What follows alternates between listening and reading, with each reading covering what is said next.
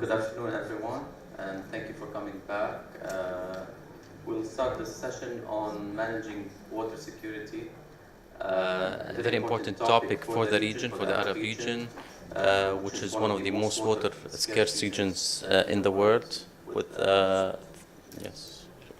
with 13 countries below the water scarcity level, and around 400 million Arabs living in water scarce countries. We have four presentations today on water scarcity, ranging from different levels, from management to technical solutions to groundwater resources, which are important in Jordan and in the region, and assessing and mapping of crisis and conflict in the region, also for Jordan. Just for the sake of saving time, we'll ask our presenters to go. Presentations will be 15 minutes, followed by 5 minutes of questions, if there are any, and then we'll have a final round of questions at the end. So we'll go presentation, 5-minute questions, brief questions. Please state your name and the question, and we'll go with that. So our first speaker is Mr. Ghalib Akari, who has over 15 years of experience in human and institutional capacity development, performance improvement, and change management in water and sanitation sector reform in North America, MENA, and Central Asia region. Mr. Akari has worked extensively in multi-million projects funded by USAID, GIZ, EU, UN, and the Kingdom of Holland. Mr. Akari will be talking about the national elite perceptions of water security in the Middle East and North Africa region.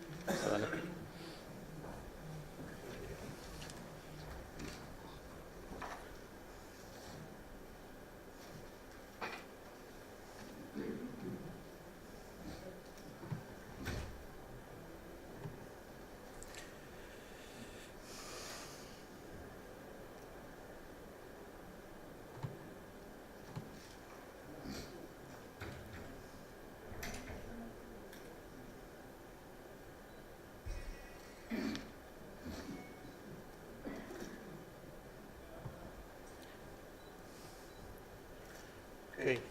Good afternoon, everybody. My name is Ghalib Akari. I'm a doctoral student at the University of Southern Mississippi, and I'm here to present to you my doctoral proposal that for my doctoral dissertation. The title of this presentation is National Elite Perception of Water Security in the MENA region.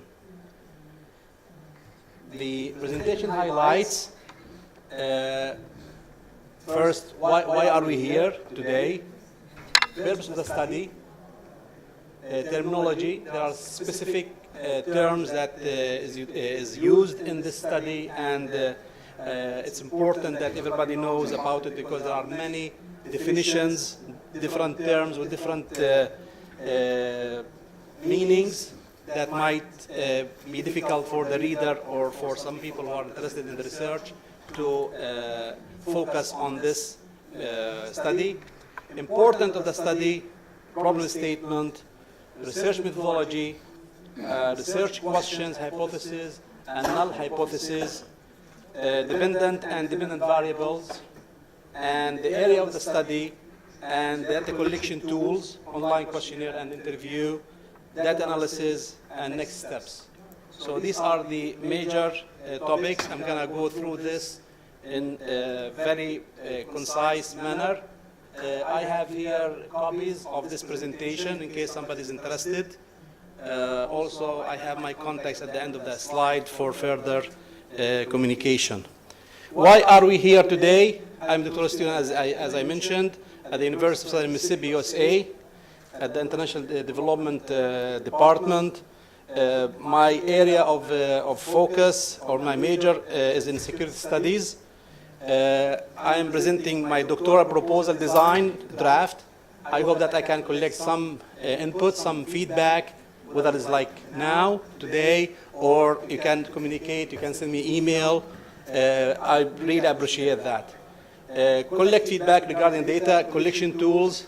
I have here the questionnaire, the draft questionnaire. I'm going to present it because the time allocation is so tight. I'm going to be very, as I said, concise in presenting the questionnaire.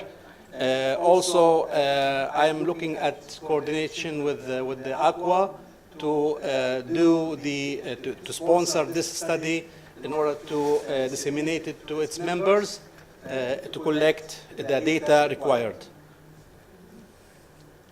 The purpose of the study is to investigate and analyze contrasting perceptions of water elites with regard to water security in the Middle East and North Africa region.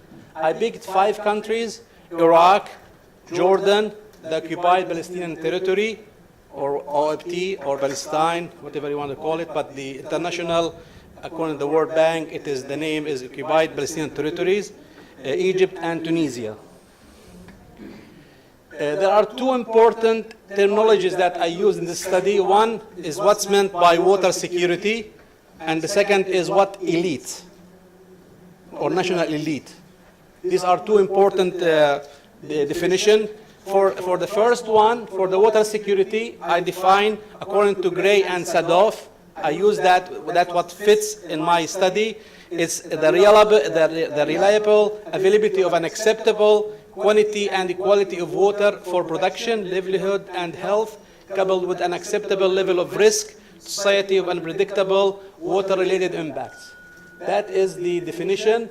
That it is not, as they mentioned today in the morning, that water should not be looked at as just as technical issues, but rather it is social construct. It's multiple facets. Water has multiple facets, should be tackled accordingly.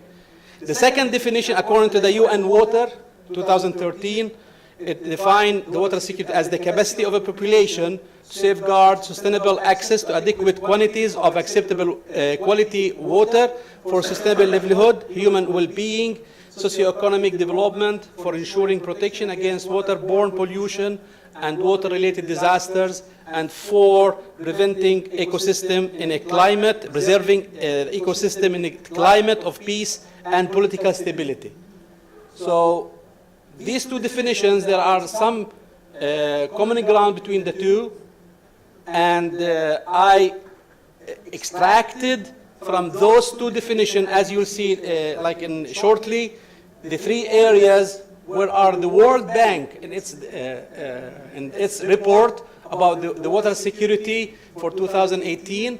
They adopted 3 areas, which are the water resource management, the water service delivery, and the water-related risk mitigation. Those are the 3 areas where are the focus of the report for the MENA region. And I used those 3 pillars in my study. For the national elites, in Arabic, which is Nukhab al-Wataniya, okay? It's a select people that is superior in terms of ability or qualities to the rest of the group or society.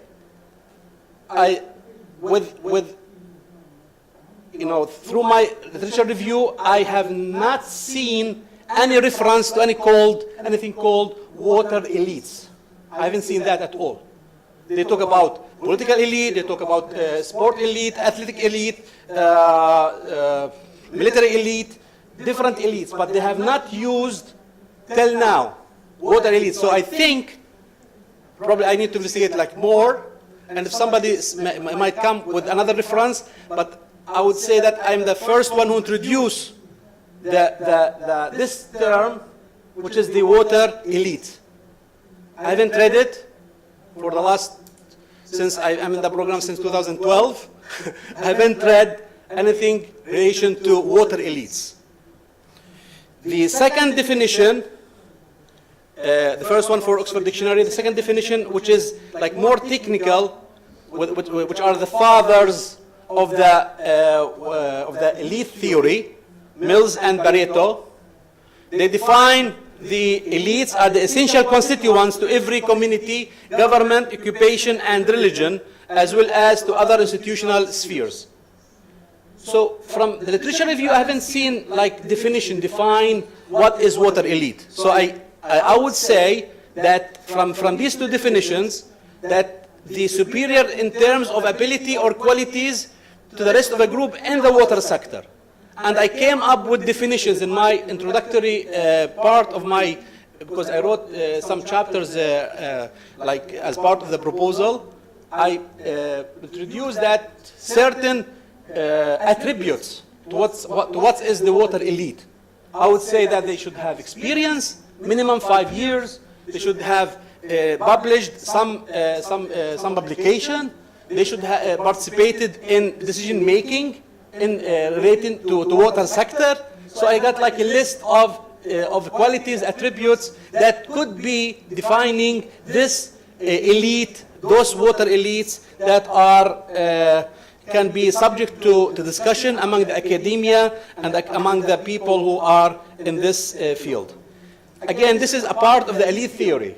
I mean, I'm using the elite theory, which is like big topic. I'm using part of it in this field, but because of the time, I'm not going to discuss much of this, the elite theory. But this is my reference. The research methodology, I'm using what's called cross-national comparative mixed method case study approach. That is my methodology. It's cross-national. I'm using 5 countries. Comparative, I'm comparing between them. I'm using mixed method. I'm using qualitative, quantitative. I'm using the survey, online survey. I'm using the interview, followed by an interview. Then investigate how water elites perceive water security in 5 countries. Again, the sample, it's small n studies. The comparison, there is a definition for the comparison for when you do a comparative analysis. Cross country, there are like when you have multiple countries and you have few countries. I'm using few country approach. These are some specific definition for the comparative. This consistent approach allows addressing the diverging water security issues among these countries while maintaining point of common interest, resulting in providing a rich contextual geographic. And why I'm bringing 5 countries? Why not 2 countries? Why not 3 countries? Why not the 22 Arab countries? Okay, I'm just picking 5 countries with different facets. They are like, they're not all comparable. They have similarities, but they have differences among them. Because if you compare similar countries, that's not going to have any significance. You need to create some to make countries that have different, some common ground, some different ground. For example, I'm using like river basin countries, riparian countries, service water countries, underground water countries, Africa, like Mashriq and Maghreb. Okay, I'm using, for example, different climate. I'm looking at the demographics, the population. I'm using 4 sovereign nations, and 1 nation is in the process to be like sovereign nation. Okay, like Palestine. Okay, what are how's the elite in these 5 countries look and perceive water security? Here, this is a kind of rationale why I use comparative case study. You know, in the comparative case study, I use how and why. Try to answer those questions. There is iterative data collection. There is, for example, the context. You know, it can allow where are through using the hypothesis and null hypothesis, which is like testing, like the t-test score, you can find more significance to the study. Okay.